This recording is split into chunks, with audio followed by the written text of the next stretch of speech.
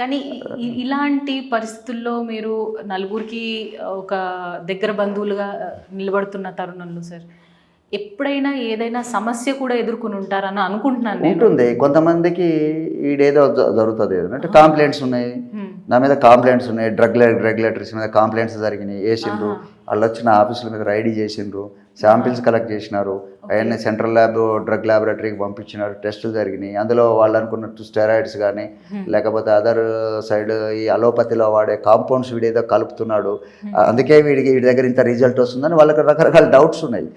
ఆ డౌట్స్ అన్నీ కూడా ఆ శాంపిల్ రిపోర్ట్స్లో అవన్నీ వాళ్ళు ఏమేమైతే సెలెక్ట్ చేసుకున్నారో వాళ్ళకి ఏమేమి డౌట్స్ అయితే ఉన్నాయి, ఏమైనా ఉన్నాయేమో టెస్ట్ చేయండి అన్నట్టు ఏమీ లేవు. It's a very clear. ఆ సర్టిఫికెట్స్ వచ్చినాయి.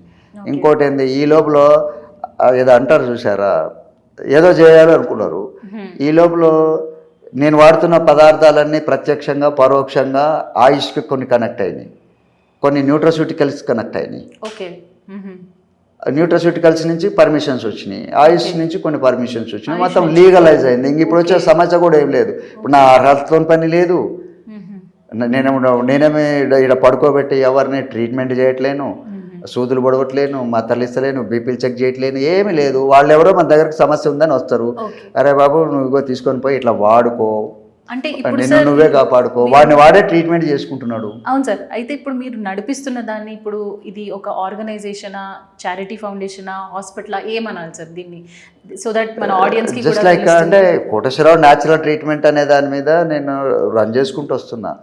అట్ ద సేమ్ టైం నాకంటూ ఒక కంపెనీ ఉంది, క్రియేటివ్ పులర్న్స్ ప్రైవేట్ లిమిటెడ్ ఒక కంపెనీ ఉంది. ఆ కంపెనీతో వచ్చిన తర్వాతనే ఇది యాక్సిడెంటల్గా సర్వీస్లోకి రావాల్సి వచ్చింది.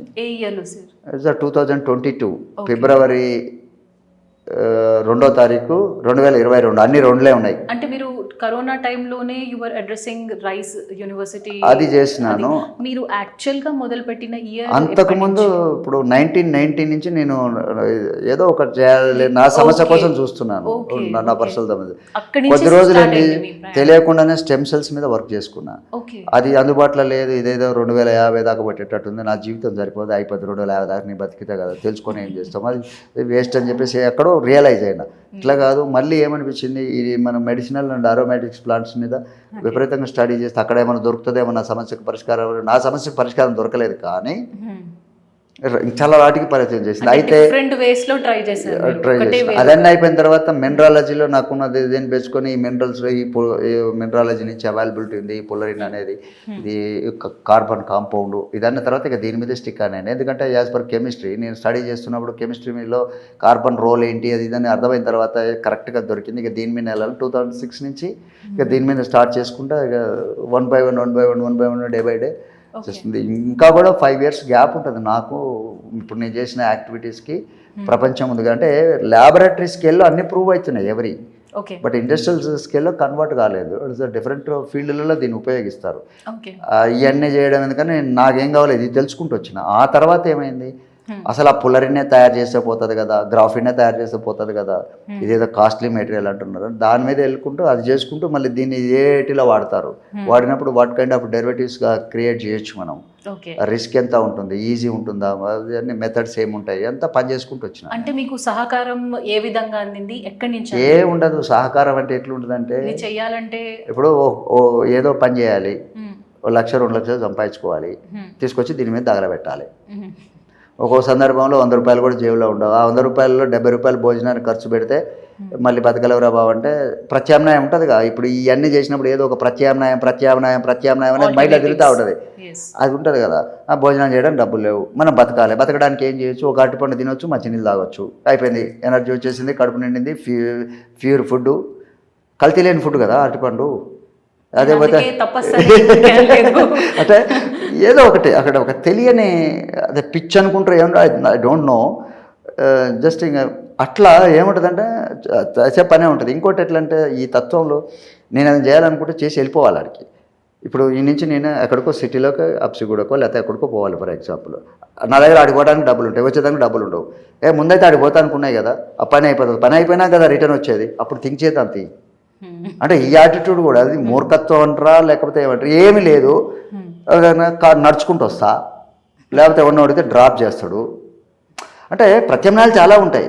అది లేదు అని చెప్పేసి రిటర్న్ రావడానికి డబ్బులు లేవని నేను పోకుండా ఉంటే అసలు నేనే కూర్చుంటా. యాటిట్యూడ్ అర్థమైంది కదా. ఇట్లనే ఒక యాక్సిడెంట్ చెప్తాను నేను. అంటే ఓ రోజు నేను విజయవాడ వెళ్ళాలి, కారు ఉంది, కారులో డీజిల్ లేదు. కనీసం ఈ రింగ్ రోడ్ దిగి 11th ఎగ్జిట్లో దిగడం వరకు ఉంది, ఉంటుంది, సరిపోతుంది డీజిల్.